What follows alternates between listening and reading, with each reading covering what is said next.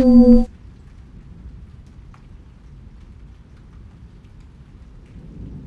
vanishing of Eliza Grace, a true mystery. It was a crisp autumn morning in October 2018 when I first met Eliza Grace. I had just moved to the small town of Willow Creek, a place that seemed to be stuck in time, where everyone knew each other and secrets were kept behind closed doors. As a newcomer, I felt a mixture of excitement and trepidation.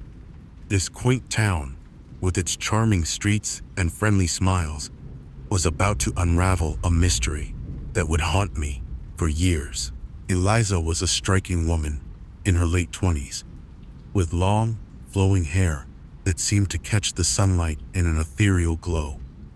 She was known in the town for her artistic talents, often seen wandering the nearby woods with her sketchbook, capturing the beauty of nature. We met at a local cafe, where I was drawn to her vibrant laughter and infectious enthusiasm. Our conversation flowed effortlessly, and by the end of the afternoon, we had exchanged numbers, promising to meet again. Over the next few weeks, our friendship blossomed. Eliza introduced me to the hidden gems of Willow Creek, the secluded trails, the serene lakes, and the breathtaking views from the hills. Yet, as I spent more time with her, I noticed an underlying sadness in her eyes, a flicker of something dark that she rarely spoke of. Sometimes, late at night, I would receive a text from her asking if I could come over. It was during one of these late-night visits that she finally opened up to me. Eliza revealed that she had moved to Willow Creek to escape a tumultuous past. She had been involved in a toxic relationship that left her feeling trapped and suffocated. It was a harrowing story, one that made my heart ache for her. I promised to be there for her, to help her heal and rediscover herself. However, just as Eliza seemed to be finding her footing, strange occurrences began to unfold. It started with her art. One evening, I visited her studio, a quaint little space filled with canvases and sketches. I noticed that several pieces had gone missing, and Eliza seemed distraught. She insisted she had not sold them, nor could she recall where they had gone. I attributed it to her scattered mind, a side effect of her recent emotional turmoil. But that was only the beginning. A week later, Eliza confided that she had started receiving strange phone calls. The caller would never speak, only breathe heavily on the other end. She was unnerved, but dismissed it as a prank. I wanted to believe her, but a knot tightened in my stomach. There was something unsettling about the entire situation. As the autumn days grew shorter and the nights longer, Eliza became increasingly withdrawn. One night, as I walked her home after a late dinner, she suddenly stopped in her tracks, her eyes wide with fear. "Do you feel that?" she asked, her voice barely above a whisper. I looked around, but all I saw were the shadows of the trees in the moonlight. I shook my head, but she insisted that we hurry back. The following week, Eliza canceled our plans, claiming she needed time alone. I respected her wishes, but couldn't shake the feeling that something was terribly wrong. I tried reaching out, but my messages went unanswered, and her social media went silent. Days turned into weeks, and worry gnawed at me. Where could she be? With mounting concern, I decided to investigate. I visited her studio, hoping to find clues about her whereabouts. As I entered, a chill ran down my spine. The place felt eerily empty, as if she had vanished into thin air. I searched through her belongings, flipping through sketches and canvases, but nothing revealed her fate. Desperate for answers, I spoke to some of her friends in the town. They shared similar experiences, recounting their own encounters with Eliza's mysterious behavior. One friend, a local barista, mentioned that Eliza had been talking about a dark presence that seemed to follow her. I dismissed it as mere gossip, but the unease lingered in my mind. Days turned into a month, and I had almost given up hope when I received a cryptic message from an unknown number. "She's closer than you think," it read. My heart raced as I tried to decipher its meaning. I felt compelled to investigate further, but where to begin?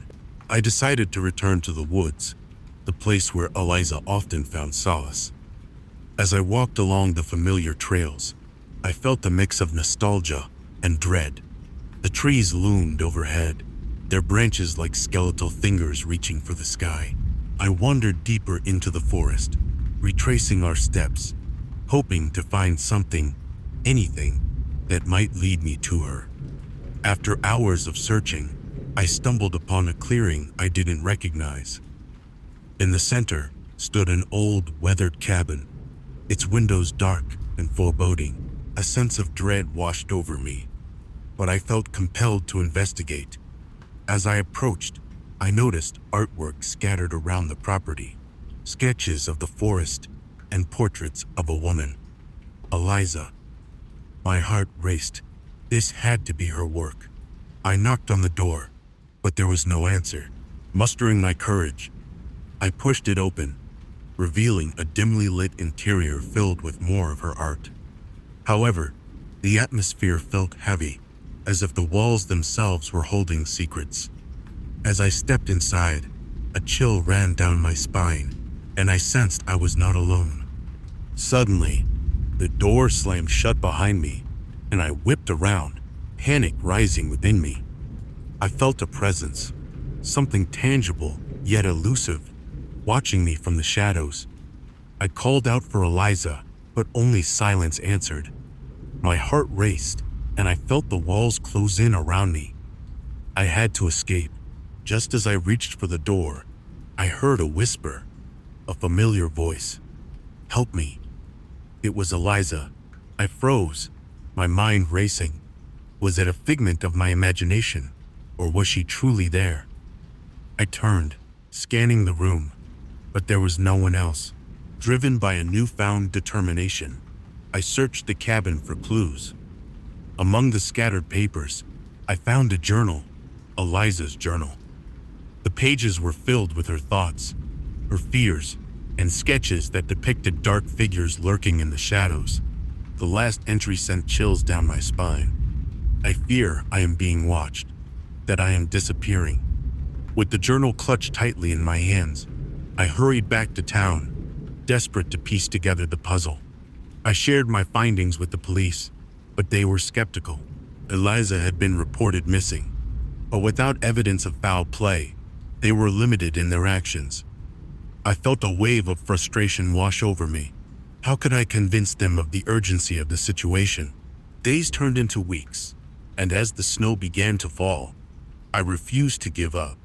I pored over Eliza's journal, looking for any leads that might help me find her. One passage caught my eye.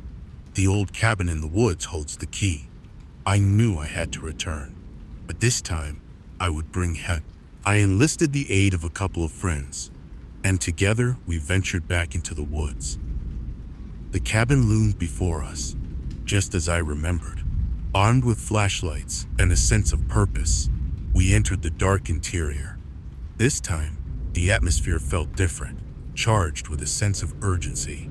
As we searched the cabin, we uncovered hidden compartments and more of Eliza's art. But what sent shivers down my spine was a small door at the back of the cabin, partially ajar. I hesitated, but the pull to find Eliza was too strong to ignore. I pushed the door open, revealing a narrow staircase leading down into darkness. With a deep breath, we descended into the unknown. The air grew colder, and the walls seemed to pulse with an eerie energy. At the bottom, we found a small, dimly lit room filled with more of Eliza's sketches, this time depicting scenes of confinement and despair. My heart sank. It was as if she had been trapped here. Suddenly, we heard a noise, a faint cry for help. It was Eliza. We followed the sound, our hearts racing, until we discovered a hidden chamber. Inside, Eliza was huddled in a corner, eyes wide with fear. Relief washed over me, and I rushed to her side. "Eliza, I found you," I exclaimed, pulling her into a tight embrace. But as I looked into her eyes, I saw a flicker of something dark, a shadow that seemed to linger just behind her gaze. "We have to get out of here," she whispered, her voice trembling.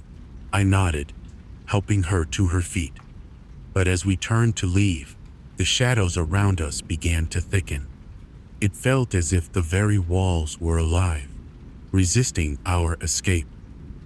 With my friends beside us, we fought our way back through the darkness, the cries of the shadows echoing in our ears. Finally, we burst out of the cabin into the light, gasping for breath as we stumbled into the clearing. Eliza collapsed to the ground, tears streaming down her face. In the days that followed, Eliza began to heal, but the darkness she had encountered left scars. She spoke of the shadows that had haunted her, entities that fed on fear and despair. It was a struggle to piece her life back together, but with the support of friends and therapy, she began to reclaim her art, pouring her pain onto the canvas. As for me, I couldn't shake the feeling that the woods still held secrets, hidden truths waiting to be uncovered. I often wandered the trails, hoping to find solace in nature, but I was forever changed by the experience. The bond between Eliza and me grew stronger, forged in the fire of mystery and resilience. Though the town of Willow Creek continued with its routine, I knew there were depths unseen, stories left untold. And in the heart of the woods, the whispers of the shadows lingered, reminding me that some mysteries may never truly fade away.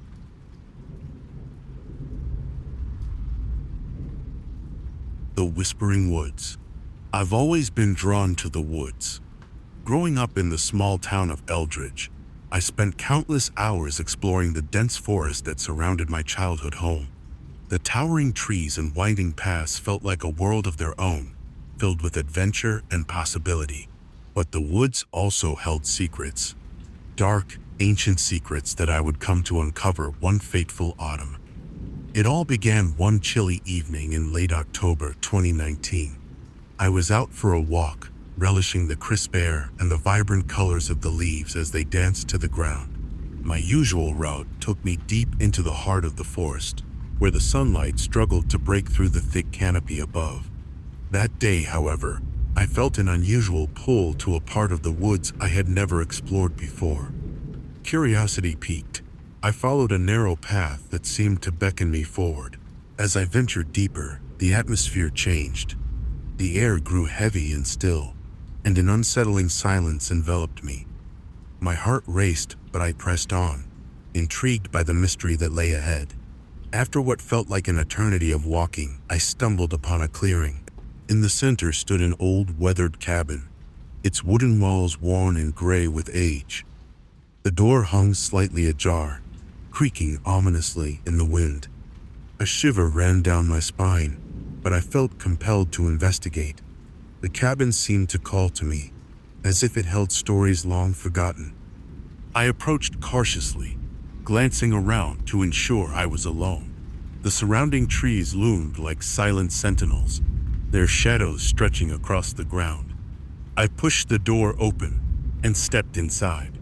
The interior was dimly lit by the fading sunlight filtering through the cracked windows. Dust motes danced in the air, and the scent of mildew hung heavy. As I explored the small space, I found remnants of a life once lived, faded photographs, old furniture covered in sheets, and a fireplace filled with ash. But what caught my attention was a collection of journals, stacked haphazardly on a rickety table. My curiosity got the best of me, and I began to flip through the pages. The journals belonged to a woman named Clara, who had lived in the cabin decades earlier. Her entries detailed the beauty of the woods, her love for nature, and her growing sense of isolation. But as I continued reading, the tone shifted. Clara wrote about strange occurrences, whispers in the night, shadows that danced just beyond her vision, and an overwhelming feeling of being watched. The last entry sent chills down my spine. I fear I am losing my mind. The woods are alive, and they do not want me here. With a sense of unease settling in my stomach, I decided to leave the cabin. As I stepped outside, the sky had darkened, and a thick fog began to roll in, wrapping around the trees like a shroud. I felt an inexplicable urge to leave, but something held me there, as if the woods were drawing me deeper into their embrace. As I turned to head back, I heard it, a whisper carried on the wind. At first I thought it was my imagination, but it grew clear. "Help me," it seemed to say. My heart raced, and I looked around, but there was no one in sight.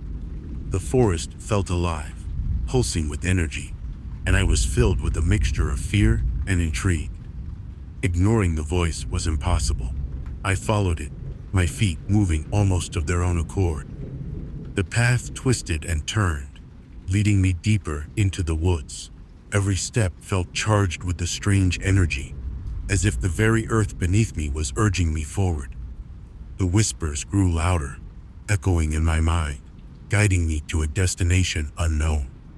Eventually, I arrived at another clearing, this one smaller and more secluded. In the center stood an ancient oak tree, its gnarled branches stretching toward the sky. Beneath it lay a small mound, partially hidden by leaves and underbrush. My heart raced as I approached the mound, an unsettling feeling washing over me.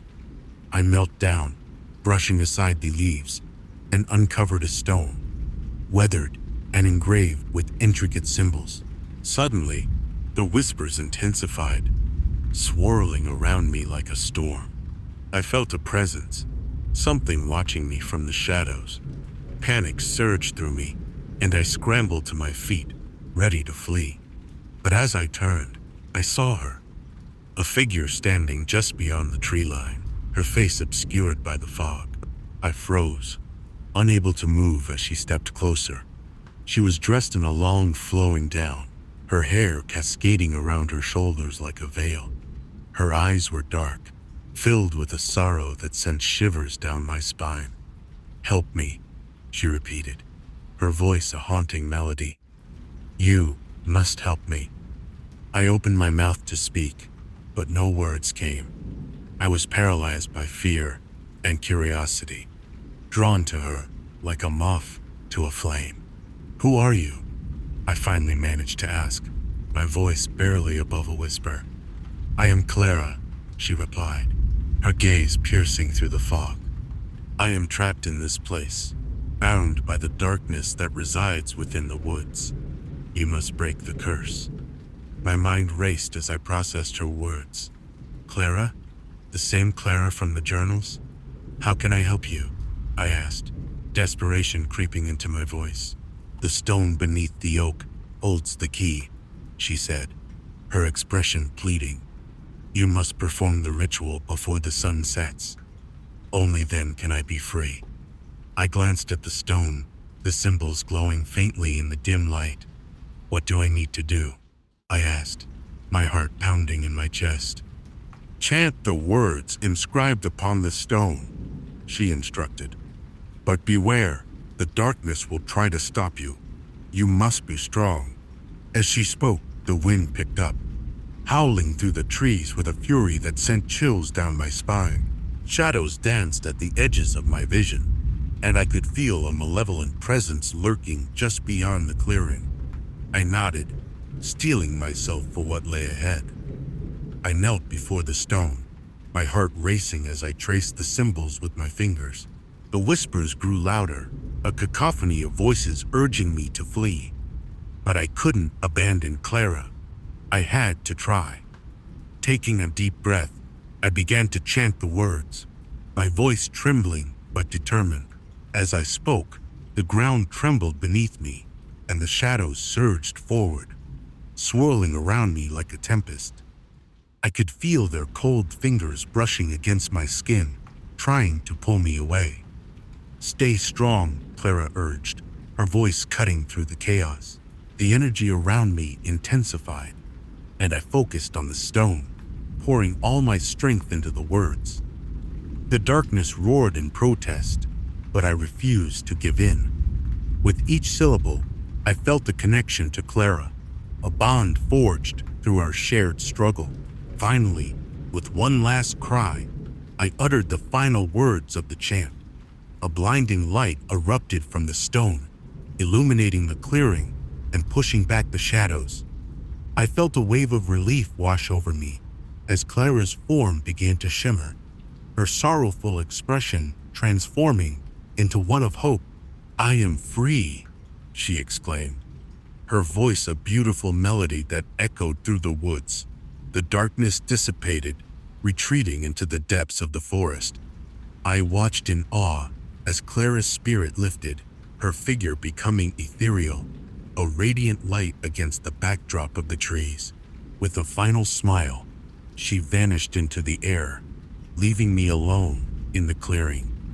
The whispers faded, replaced by the gentle rustling of leaves and the soft chirping of crickets. I fell to my knees, overwhelmed by what had just transpired. As the sun dipped below the horizon, I made my way back through the woods, my heart still racing from the encounter. The air felt lighter, the oppressive weight that had hung over the forest lifting with each step I took. I emerged from the trees, the familiar sights of Eldridge greeting me like an old friend. In the days that followed, I often returned to the woods, feeling a sense of peace in the air. The cabin stood silent, but I knew its secrets had been released.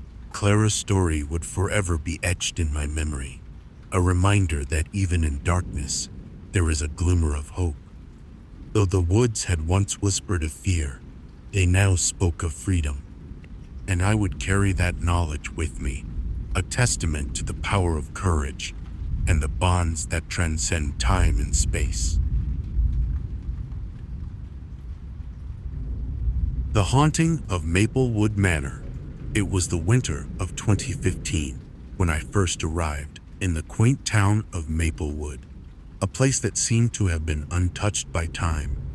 Nestled between rolling hills and old forests, Maplewood was the kind of town where everyone knew each other, and secrets were often whispered behind closed doors. I had moved there to escape the chaos of city life, seeking a quieter existence to focus on my writing. Little did I know that the town held a mystery that would change my life forever. After settling into my new home, a charming but slightly dilapidated Victorian house, I was eager to explore.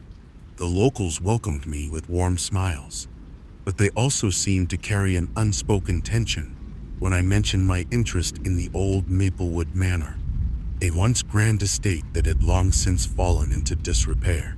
Rumors swirled around the manor, tales of strange occurrences and ghostly sightings, but no one would speak of it directly. Intrigued, I decided to investigate. One evening, armed with a flashlight and a notebook, I ventured out toward the manor. The path leading to it was overgrown, the trees arching overhead like sentinels guarding a long-forgotten secret. As I approached the grand, crumbling entrance, I felt a chill run down my spine. The air was heavy, almost electric, as if the very atmosphere was alive with anticipation. Pushing the door open, I was met with a musty, stale scent. The interior was shrouded in shadows, the moonlight filtering through the cracked windows, casting eerie shapes across the floor. Dust motes danced in the air, and I felt as though I had stepped into another time. The once opulent decor had faded, but remnants of its former glory remained. Ornate chandeliers, intricate moldings, and faded wallpaper peeling at the edges. I wandered through the dimly lit rooms, my flashlight beam illuminating portraits of stern-faced ancestors who seemed to watch my every move. As I explored, I couldn't shake the feeling that I was not alone. A sense of unease settled over me, and I heard faint whispers echoing in the hallways, just beyond the reach of my understanding. In one of the back rooms, I discovered an old journal left behind on a dusty writing desk. The leather cover was cracked, and the pages were yellowed with age. I opened it carefully, revealing the elegant script of a woman named Eleanor, who had lived in the manor over a century ago. Her entries were filled with descriptions of lavish parties and social gatherings, but as I read on, the tone shifted. Eleanor wrote of a growing darkness that had begun to envelop the manor, a sense of dread that crept into her life and the lives of those around her. She mentioned strange figures seen in the corners of her vision and inexplicable noises that echoed through the halls at night. The last entry sent chills down my spine. I fear I am being watched. There is something in this house that does not want me here. Closing the journal, I felt a wave of sadness wash over me. It was as if Eleanor's spirit lingered in the air, trapped within the walls of the manor. I left the room, determined to learn more about her story and the manor's dark history. Over the following weeks, I delved into research, uncovering the tales of the Maplewood family, who had once owned the manor.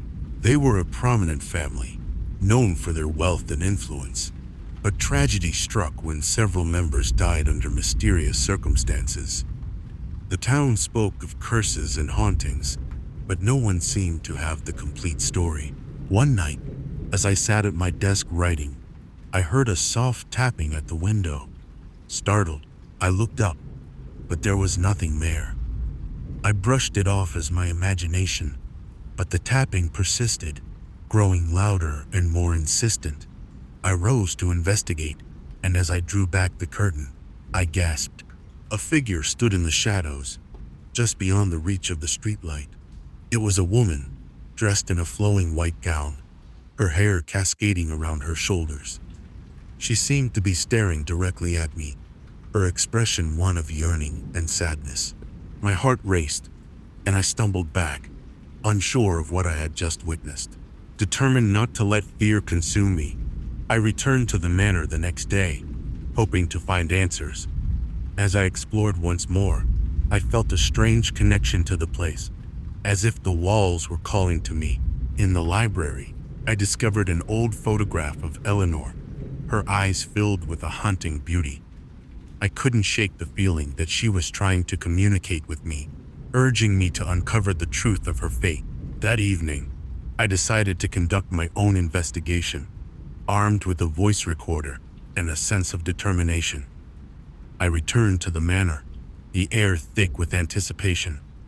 I set up in the grand hall, where the whispers had been strongest. As I began to speak into the recorder, asking questions about Eleanor and the events surrounding her life, I felt a presence. A cold breeze swept through the room, and the temperature dropped dramatically.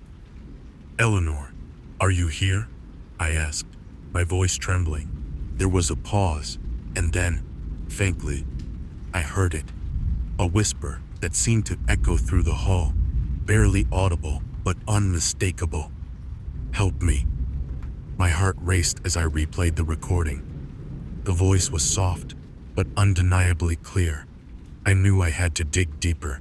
Over the next few days, I reached out to local historians and paranormal experts, hoping to learn more about the manor's past and Eleanor's story. One evening, I met with a historian named Thomas, who had spent years studying the Maplewood family. As I shared my findings, his expression turned grave. The Maplewoods were known for their wealth, but they were also plagued by tragedy. Eleanor was the last of her line, and she disappeared under mysterious circumstances. Some believe she was murdered, others say she took her own life. The manor has been haunted ever since. I felt a knot form in my stomach. What happened to her? Why did she vanish? Thomas leaned forward, his voice low. There were rumors of a forbidden love, a man she was not allowed to be with. When her family discovered the relationship, they were furious. It is said that she was locked away in the manor, and her spirit never left. As Thomas spoke, a chill ran down my spine. I couldn't help but feel a connection to Eleanor, as if her story was intertwined with my own. I knew I had to confront the truth, whatever it might be. That night, I returned to the manor once more, determined to reach out to Eleanor's spirit, armed with candles and my voice recorder. I set up in the room where I had first found the journal. I lit the candles, casting flickering shadows on the walls, and began to speak. Eleanor, if you can hear me, please show me a sign. I want to help you. The air grew heavy, and I felt the presence envelop me. The temperature dropped again, and I could see my breath forming clouds in front of me. Suddenly, the candles flickered violently, and I heard a loud thump from the other room. My heart raced as I grabbed my recorder and cautiously made my way toward the sound. As I entered the hallway, I felt a rush of energy, as if the very walls were vibrating. I followed the sound to the grand staircase, where I paused, my heart pounding in my chest. Eleanor, is that you? I called out, my voice echoing in the stillness. In response, I heard the whisper again, clear this time. Help me, find him. Who?